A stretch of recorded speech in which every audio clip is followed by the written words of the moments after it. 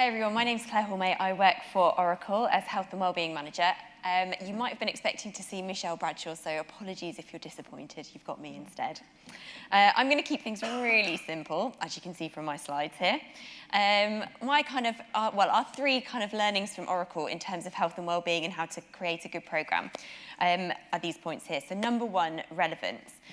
Oracle is all about data. We're a very data-driven company. That's our business, so it seems appropriate that we actually focus on data in our wellbeing program. So we look at all of our health risks, cancer, mental health, and musculoskeletal being the top three, which is probably no different to any of you here. And then we kind of scope our program around that. So looking at cancer in particular there, of all of our cancer claims, 65% of them were for breast cancer. So that's quite a big statistics when you consider that actually we've got 70% of our population is male. So then we looked down into the detail a little bit more and we realised actually we've got quite a lot of dependents coming through our private medical in terms of the breast cancer. So rather than going gung-ho and testing everybody and getting all of our 30% female through a breast screening process, we decided to kind of focus on a supportive aspect of that. So incorporating the guys, yes, definitely doing the look for signs and look for the symptoms and all of that kind of thing, but actually really making it relevant. Like, how do we support, how do you talk to people who are going through that? What kind of is their journey and how can you kind of relate to it? So that's kind of point number one, make it really relevant to your population and hopefully everybody can kind of get something out of it and really value it. Number two is to keep things really simple. Our French benefits team were looking at launching wellbeing and they kind of sent through this program to us saying these are all the cool things we're thinking of doing, and it sounded brilliant. Like, I wanted to move to France. On like one day they were going to do nutrition, the next week they were going to do health checks, the week after that everyone was going to get a massage, and it sounded awesome.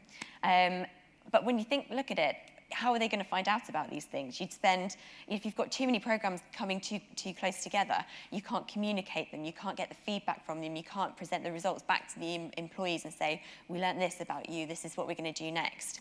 And you kind of lose that focus. So keeping everything sort of really simple and having really clear communications with that as well.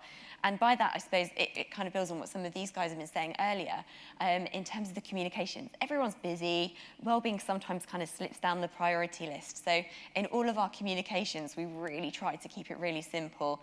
We're doing health checks, sign up here.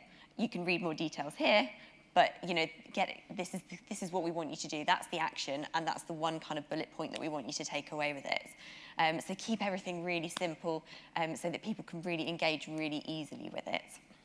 And then my final point is all about celebrating success. There are so many eager beavers out in the workforce, and there's so many people that kind of go above and beyond.